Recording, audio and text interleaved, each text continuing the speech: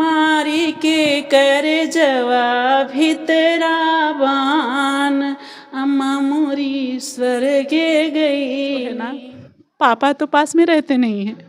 माँ से बेटियां अपना सुख दुख दर्द जिद नखरे सब कुछ करती हैं और सब कुछ बटोरती हैं और शायद प्यार भी मिलता है और शायद वो हमको नहीं मिला। भाई मेरे तू ही मेरी जान है, तू ही मेरे जीने का समान। माँ एक ऐसी चीज़ है जो बेटों को तो नहीं बता सकती, पर बेटियों के लिए तो माँ बहुत ज़रूरी है। दोस्तों प्रणाम।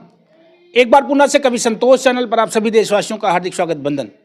आज मैं फिर से एक नए शहर और नई वीडियो के साथ उपस्थित हूँ और इस उपस्थिति का मतलब भी आप लोग अच्छी तरह से जानते हैं। कवि संतोष हमेशा अवधि पारंपरिक सांस्कृतिक प्रोग्राम में लिप्त ऐसी महिलाओं, ऐसे कलाकारों की तलाश करता रहता है जिन्हें प्लेटफॉर्म चाहिए, जिनकी आवाज़ें अच्छी हैं, जिनके बातचीत करने का तरीका अच्छा है, लेकिन सोशल मीडिया पर उनकी पहचान नहीं बन पा रही। मैं हमेशा वायरल चेहरों के पीछे बहुत कम भागता हूँ। हमारी कोशिश होती है कि हम ऐसे कलाकार, ऐसे फनकार की तलाश करें जो वास्तव में अपने, चाहे कभी कभी होता नहीं कि जानकारी के अभाव में, कभी कभी सिस्टम के अभाव में, जिसकी आवाज़ें विलुप्त हो रही हैं, जिसकी कलाएँ प्रतिभाएँ दबती जा रही हैं। इसी तरह से मेरी तलाश रहती है। मैं ऐसे लोगों को जोड़ता हूँ, आप लोगों के बीच में रखता हूँ। आज कभी संतोष चैनल से जिस कलाकार का प्रसारण होगा, इस कलाकार के अंदर जो भावनात्मक बातचीत करने का तौर तरीका है, जो अपनी बात रखने का सिस्टम है, वो बिल्कुल किसी अभिनेता या किसी अभिनेत्री से कम नहीं है। एक बात। दूसरी बात कि आप अवधि गीत गाती हैं, यूट्यूब चैनल चलाती हैं, संगीता लोकगीत 565 आपके चैनल का नाम है और आप संगीता दुबे जी हमारे बीच में हैं। मैं तो अपनी भाषा में कहूँगा कि अवधि की बहुचर्चित कलाकार हैं। आपके अंदर वो परफॉर्मेंस, वो क्षमता है, लेकिन दुर्भाग्य है किन्हीं कारणों बस आपकी वॉइस वायरल नहीं हो पा रही है। आइए एक छोटा सा मेहनत हम करते हैं अपने चैनल पर संगीता जी के लिए, और उम्मीदें आप सभी दर्शकों से रखते हैं कि मेरी आवाज़ अगर आपके कानों तक पहुंच पा रही है तो जरूर आप लोग सपोर्ट, समर्थन करते हुए संगीता जी की आवाज़ को दुनिया के कोने तक पहुंचा करके इनकी भी प्रतिभा को निखारने का काम करेंगे। आप अम्बेडकर नगर से हमारे बीच में। स्वागत है मेरे YouTube channel. Hello friends, Radhe Radhe. कुछ और कह दीजिए बस। Thank you. आपका इतना कहना और इतने कहने का अंदाज ही इतना अलग लगता है, जैसे लगता है कि कुछ अलग हो गया। कैसे हैं आप? एकदम बढ़िया है, कान्हा जी की कृपा है, बहुत अच्छे हैं। अच्छा ये बताइए, पहले तो कुछ काम के सवाल हो जाए मैं चाहूँगा, इसके बाद संगीता जी से कुछ जीवन की चर्चाएं होंगी। यूट्यूब कितने दिन से चला रही हैं? मैं यूट्यूब साल भर हो गया मेरा यूट्यूब चलते हुए। 1 साल हो गया। 10 मई से 2024 24 नहीं 2024 नहीं 24 नहीं 23 से ही चल रहा है। अच्छा 23 से चल रहा है जी। यानी मोनेटाइज हो गया चैनल? जी जी बिल्कुल। क्या लगता है अगर लगभग 1 साल 1.5 साल अगर यूट्यूब पर काम करते आपको हो गए और अगर अर्निंग नहीं हो पा रही या कम हो पा रही, तो आप लापरवाह हैं या आपकी किस्मत ही ऐसी? नहीं, अपनी तरफ से तो मैं कभी लापरवाही नहीं की हूँ। अभी थोड़ा 2-3 महीने से ध्यान नहीं दे पा रही हूँ चैनल पे, क्योंकि घर पे थोड़ा सा काम था इसलिए नहीं ध्यान दे पाए। बाकी मैंने यूट्यूब पे कभी लापरवाही नहीं की। मेहनत किया? बहुत मेहनत की हूँ, रात दिन मेहनत की हूँ और रात दिन मेहनत करके अपने चैनल को मोनेटाइज भी की हूँ। हाँ, ये मेरे भाई बहनों का सपोर्ट भी था इसमें। बहुत सारे भाई बहन बहुत मेरा सपोर्ट किए हैं और उनका मैं शुक्रिया अदा करती हूँ। तो संगीता का 2 साल मेहनत किया आपने और चेहरा वायरल ना हो, गीत वायरल ना हो, पहचान और बड़ी ना होने पाए, तो मेहनत आपने जी तोड़ मेहनत किया, तो क्या इसका मतलब फिर जिस कान्हा जी को आप मानती हैं, जिसे अपना भगवान मानती हैं, इसका मतलब भगवान आपके साथ गद्दारी कर रहे हैं? नहीं नहीं, मैंने कभी ऐसा नहीं सोचा। वो भी धोखा नहीं दे रहे? नहीं भगवान नहीं, तो धोखा नहीं भगवान कभी किसी को धोखा नहीं देते हैं। वो तो अपने कर्म का हिसाब किताब होता है। मेरा कर्म जैसा हुआ ऐसे मुझे मिल रहा है। ये हमारे अगले जन्म का जो है कर्म है जो हमको मिल रहा है। जो मिल रहा है। भगवान किसी के साथ गद्दारी नहीं करते हैं। भगवान तो सबका हिसाब किताब बराबर रखते हैं। अच्छा देखिए, भगवान का रजिस्टर भी है इनके पास, ये कान्हा जी की भगत भी है। और पहले आप लोगों से राधा राधा कहते हुए बात की शुरुआत करी है, तो मैंने सोचा कि हो सकता है अगर आपके वायरल होने में कोई कोर कसर रह जाती है तो कहीं ऐसा तो नहीं कि कान्हा जी नाराज हैं आपसे, कान्हा जी आपके साथ गद्दारी कर रहे हैं, क्योंकि भगवान ने मेरे साथ बहुत गद्दारी की है। भगवान का क्या दोस्त है? भगवान अपने बच्चों को कभी तकलीफ, कोई माँ बाप अपने बच्चों को तकलीफ देते हैं? आप बताइए, जानबूझ के तो कोई तकलीफ नहीं देता है। नहीं, जो बच्चा बाप को बापा न माने, माँ को माँ न माने, तब बताइए क्या किया जाएगा? फिर भी वो माँ बाप कठोर तो बनते हैं, पर अंदर से कठोर नहीं होते हैं, जुबान से कठोर होते हैं। क्योंकि अगर उनको सजा ना दी जाए, उनको कैसे सुधारा जाए? माँ बाप इस तरीके से कठोर बनते हैं, बाकी अंदर से कोई भी माँ बाप कठोर नहीं होते। कितने भी गलत माँ बाप हो, अपने बच्चों के लिए कोई माँ बाप गलत समझ मतलब करते ही नहीं, ना गलत सुन पाते हैं। और इसीलिए वो अपने बच्चों को कोशिश करते हैं, सुधारते रहते हैं कि अब सुधरेगा, अब सुधरेगा। बाकी सब कर्म है।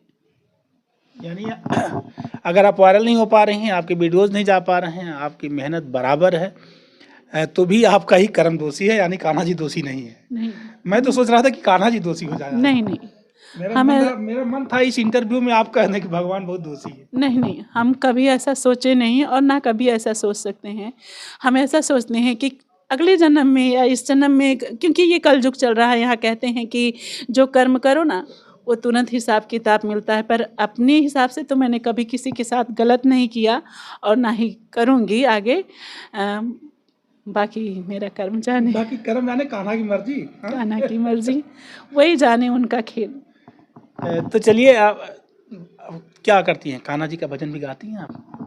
बिल्कुल, भजन भी गाते हैं और भी सॉन्ग गाते हैं, माता जी के गीत गाते हैं। भजन तो उनका मेरा फेवरेट है, कान्हा जी का। अच्छा संगीता, यूट्यूब चला रही हैं, मान लीजिए यूट्यूब आप इतने दिनों से चला रही हैं, घर में पति का विरोध, परिवार का विरोध या सास ससुर का विरोध, ऐसा कुछ कोई कभी विरोध भी किया? नहीं, मेरे पति तो मेरे साथ थे, इसके लिए मैं कभी नहीं बोलूँगी। वो मेरी लाइफ में आके मेरा सपोर्ट भी करते थे और ज़्यादातर हमको हमारे बच्चे भी हमारा सपोर्ट किए हैं। हमारा बेटा थोड़ा सा है, पर वो भी हमको कभी इस चीज़ के लिए नहीं रोका।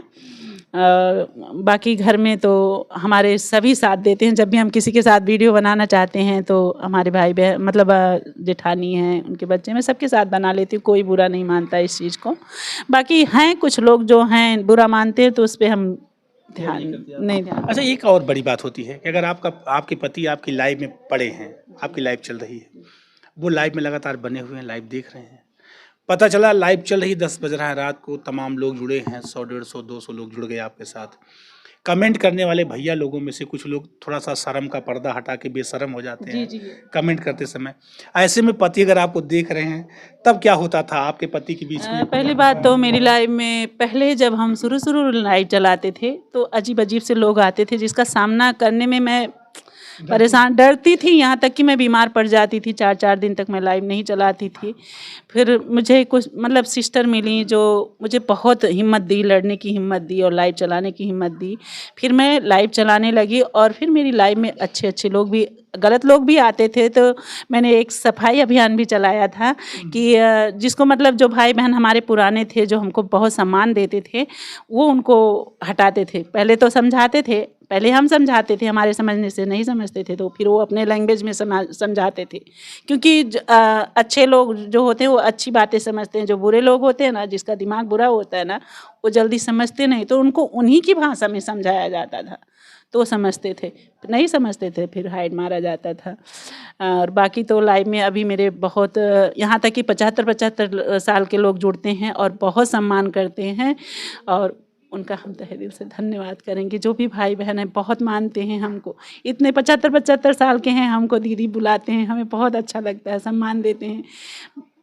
अब क्या लगता है, यूट्यूब जैसे लगता है कि यहाँ से कमाई हो ना हो, पैसा आए ना आए, लेकिन यूट्यूब का जो ग्राफ बढ़ रहा है, जो यूट्यूब पे पहचान बढ़ रही है, इस पहचान से आपको कैसा लगता है? इससे मुझे बहुत खुशी मिलती है। सच है, सच यही बात है कि मुझे यूट्यूब पे कुछ नहीं मिला आज तक। अभी मेरा चैनल भी ग्रो नहीं कर रहा है, और पर जितने भी भाई बहन मिले, जिससे सबसे मिले ना, तो मुझे बहुत अच्छा लगा। पहले मैं बीमार बहुत रहती थी, यूट्यूब पे आके मेरी बीमारी कम हो गई मेरी बीमारी कम हो गई। अभी तो मतलब परेशान हैं, लेकिन बीच में बहुत बीमार थी, इसलिए हमारे पति भी और हमारे बच्चे भी हमको कभी नहीं रोके कि मम्मी यूट्यूब पे जुड़ी रहेंगी तो इनका इधर उधर दिमाग नहीं जाएगा और इनका माइंड जो है फ्रेश रहेगा।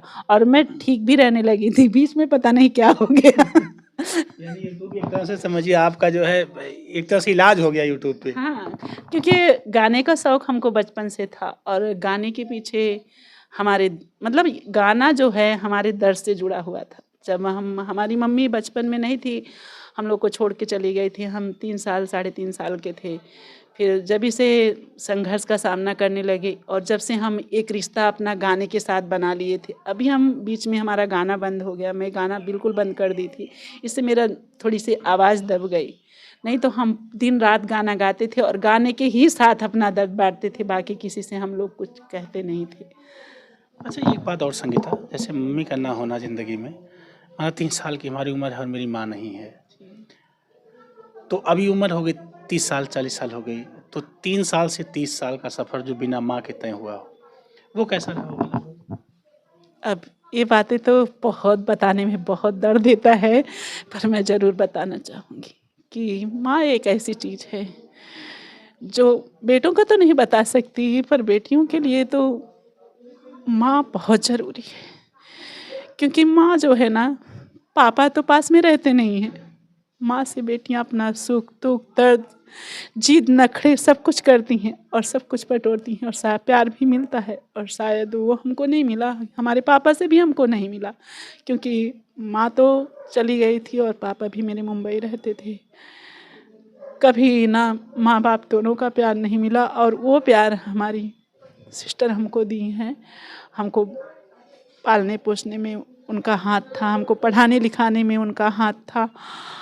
बाकी बहुत सारी ऐसी तकलीफ़ें हैं, शायद मैं बोलने में हिचक रही हूँ और नहीं बोल सकती। पढ़ाई कितना करी हो? ज़्यादा नहीं हम पढ़ पाए, हम 9th पास किए थे, 10th पढ़ रहे थे, पर गांव का माहौल थोड़ा सा अलग हो गया और हमारी पढ़ाई छुड़ा दी गई, क्योंकि पापा नहीं रहते थे। पहले का ज़माना था, सबकी सोच अलग रहती थी। अभी लोग ज़्यादा सोच बदल गई है सबकी, पर तब की सोच पुरानी थी, तो सब लोग सोचते थे कि अरे नहीं, अगला घर ऐसा कर लिया है तो ये भी कर सकती हैं, ये लोग बिना माँ की हैं, इसलिए हमारी पढ़ाई छुड़ा दी गई। फिर 14-15 साल के साथ शादी कर दी गई, फिर अपनी इधर ज़िंदगी में उलझ गए। अरे यानी हाई स्कूल पढ़ते पढ़ते आपकी शादी, इसलिए सोचेगा वो ज़माना ऐसा था, मतलब कि बेटियों के प्रति, बहनों के प्रति 8 पास किए थे तो शादी हो गई थी। इतनी सतर्कता होती थी ना, कहीं सम्मान न चला जाए, एक वहम, एक डर होता था। अभी तो बहनें 25-26 की होती हैं, 28 की होती है, तब हम शादी करते हैं, लेकिन तब ये था कि बचपन में शादी कर दो, बहन अपने घर चली जाए, नहीं तो मर्यादा लुट जाएगी, इज्जत चली जाएगी। क्या लगता है, पहले तो मेरी समझ ऐसा नहीं होता था, लेकिन अब लगता है कि समाज में 20 साल 30 साल 25 साल तक हम लड़कियों को रोक देते हैं, लड़कों को रोक देते हैं। पहले से अब में बहुत बदलाव आया है, हो रहा है आज भी, बहुत उससे भी ज़्यादा बढ़ के हो रहा है, लेकिन लोग नहीं कर रहे हैं अपने बच्चों की शादी। इस एक तरीके से बहुत अच्छा भी है, क्योंकि बच्चे समझदार हो जाएं, अपना भला बुरा समझने लगे। हम लोगों को तो नहीं समझती कि हमारी भलाई किस में है, हमारी बुराई किस में थी। माँ बाप जो कहते थे करते थे, माँ बाप का कहना। आपकी बहनें कितनी हैं? हम 2 बहनें हैं, एक बड़ी सिस्टर है मेरी और एक मैं हूँ। आपकी एक दीदी बस? हाँ। अभी दीदी है आपकी? हाँ, दीदी है मेरी। वो कहाँ रहती हैं? वो वहीं जलालपुर अम्बेडकर रफीगंज से रही, स्कूल जानते हैं, सुने होंगे, हिजुरा, वहीं पे उनकी शादी है। मतलब परदेसी नहीं है वो? नहीं, वो गाँव में ही रहती हैं, उनकी शादी वहीं हुई है, पास में ही रहते हैं, मिलते जुलते भी हैं। तब परेशानी में हमारी दीदी जब भी हमको जानती हैं परेशानी में, अभी हम 10 दिन पहले बहुत परेशान थे, हमको टाइफाइड हो गया तो भाग के आई हैं हमारे लिए। हमारी परेशानी सुन ले तो वो समझ लिए कि जितना दर्द मुझे होता है उससे ज़्यादा दर्द उनको होता है। अच्छा संगीता, अगर ये एक सवाल और रखा जाए कि चलिए मम्मी नहीं रही, पापा भी परदेसी रहे, जीवन अच्छे से चलता रहा, यूट्यूब जगत में आप आ गई, अगर आपको ये दिया जाए, मतलब कि आप किसे सबसे ज़्यादा प्यार करती हैं? हम सच बताएं तो अभी बच्चों को छोड़ के, क्योंकि कोई भी माँ अपने बच्चों से तो बहुत प्यार करेगी ना, वो जैसा भी हो, माँ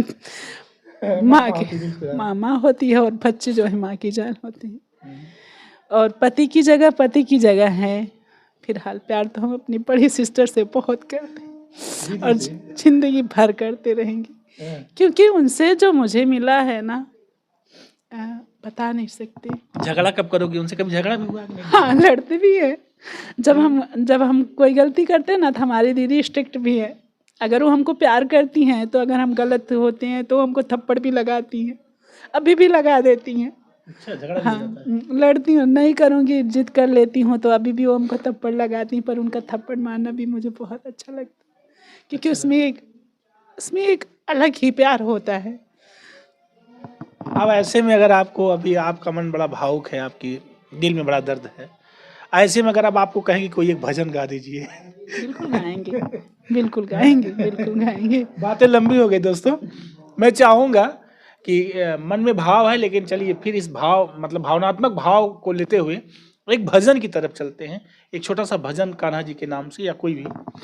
इस समय मुझे ज्यादा वजन नहीं आ रहा है, क्योंकि थोड़ा सी एक लाइन, बस एक लाइन।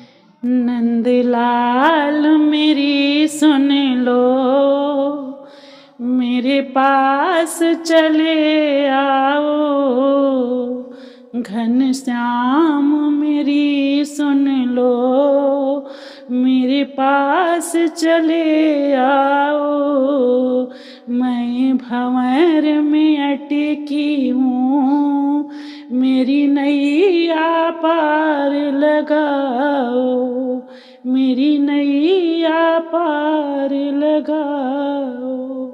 क्या बात है। इस तरह की, यानी जब भी आपको, मेरी समझ से जब लगता होगा कि आपको मनोवेदना होती होगी, दर्द होता होगा, पीड़ा होती होगी, तो ये भजनों का सहारा भी आप एकदम पूरा बिल्कुल टैबलेट की तरह से इस्तेमाल करती होंगी। बिल्कुल। गाना दर्द जो हो, मेरा गाना जो होता था ना, जब हम लोगों को तकलीफ दर्द होता था तो हम किसी से बोल नहीं पाते थे, क्योंकि तब नहीं ये समझ पाते थे कि कौन अपना है कौन पराया है। बाकी घर में भी माँ बाप भाई बहन बुआ सब थी जो सहयोग करती थी हमारी, लेकिन ये दर्द हमारा बहुत अलग था। और हम दोनों बहनें जब भी बैठते थे ना, तो गाने के साथ अपना रिश्ता, मेरी बड़ी दीदी तो किसी से नहीं कुछ कहती थी, वो खुद अंदर से घुटती थी और हम लोगों को मतलब खुश रखने के लिए कुछ ना कुछ करती रहती थी। यहाँ तक कि वो हमारे लिए सूट पहनना छोड़ दी और साड़ी पहनने लगी। सूट पहन, क्यों किया?